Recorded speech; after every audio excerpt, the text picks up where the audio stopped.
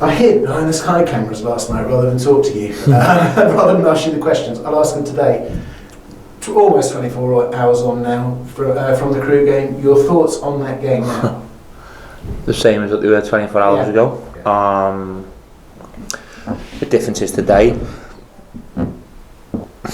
with very little sleep, through it hurting a lot, and then seeing the players this morning, and we had individual meetings this morning. I can hand on heart say to everybody listening to this, Chris, I've never seen a group of people hating so much. And fans will then say, well, they didn't run around, they did. They all said that they don't know what that was. They care for the staff, they care for each other, they care for the club. I know that wasn't in the performance either. Yeah. So my comments last night were off the back of not seeing or speaking to them in the way that we did. We did it a bit different today. I think the average sleep was 2.5, 3 hours. Yeah. And it bloody hurts. Yeah. And the club means so much now to so many of us. And I said to, we had Ruffs and Matty in here today, and Longy, Jordan as well now. The local lads, all their mates are Oxford fans. Yeah. So they get it probably a lot worse than what some of the players who come from other areas get it. So I'm an Oxford fan now, and it was a difficult one. And you watch the game back in hindsight, and I think it was only, I know they second half that they came on strong when we lost Sam. But there was a moment before Sam went off where I thought we were getting to grips of the game. Yeah. I didn't think we did. Our pressing was poor. Our shots on goal were poor. That was the bit that really frustrated me. We looked too defensive for playing at home. I think if we would have doing that with the fans in the stadium, I think they certainly would have got off the toes of the back four and played a little bit higher. When you're in a moment when you need fans, it's now. But the players have to understand that's not going to be changing soon. Yeah. So I just think that the big message for me is that this is really hurting us. And to say that, oh, Karl, what are you doing, or the staff, could you have done anything different?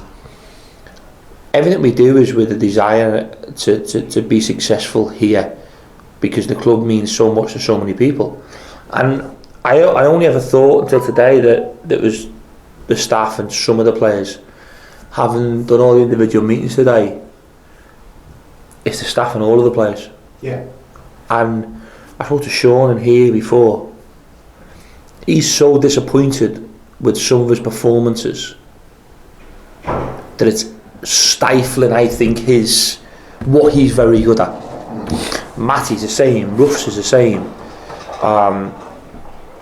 Elliot, JMO, that we're all coming out and saying there's an underperformance element to us at the moment. There's been aspects this season where we've overperformed and got nothing for it. Yeah.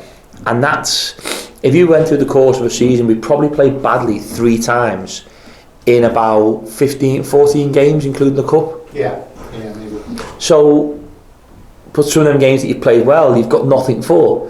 So when you play bad and lose like you did last night, the Burton game the other year, it becomes more relevant, more hurtful because of that reason. If you would have got a point, 2 or 3 more points on the line, we'd probably be sat in now with still a game in hand and 17th, 16th, 15th, looking upwards to get on the coattails of everybody in January to make some really important changes in January to move forward again.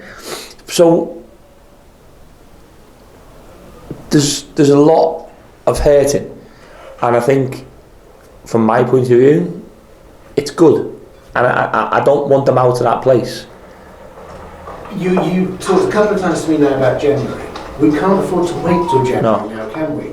So how will the players lift themselves? Will it be you? We've got 2 big away games coming up. How do we get right for those? Listen, I think we have to be more competitive. And by the way, you're talking Wigan and Portsmouth.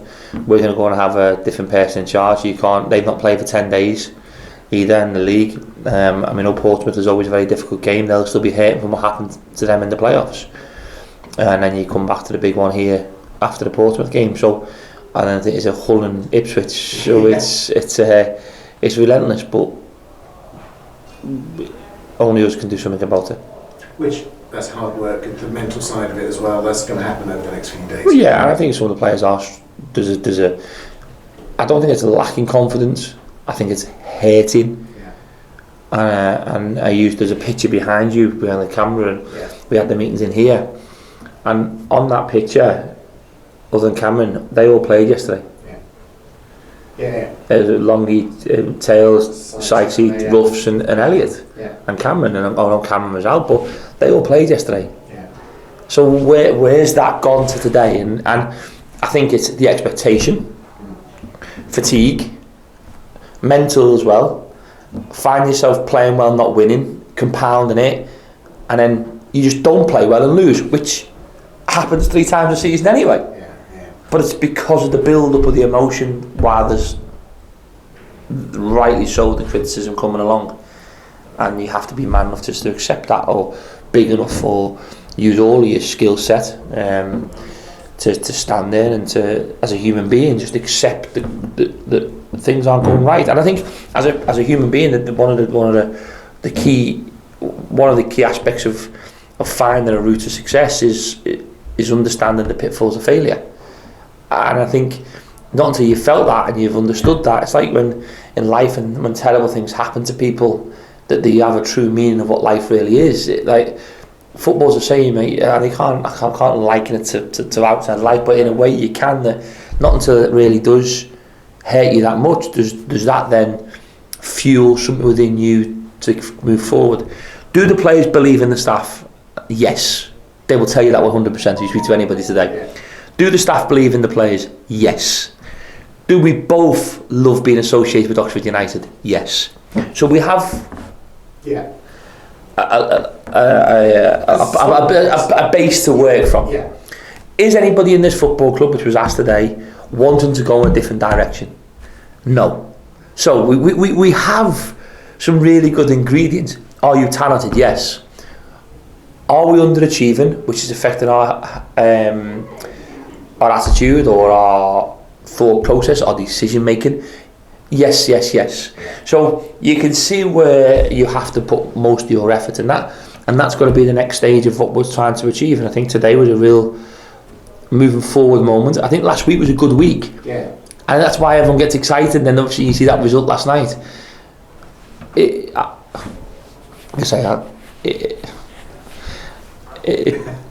frustrates me, but I know I have good people, and that is a good place to be when you know you're going into battle with good people.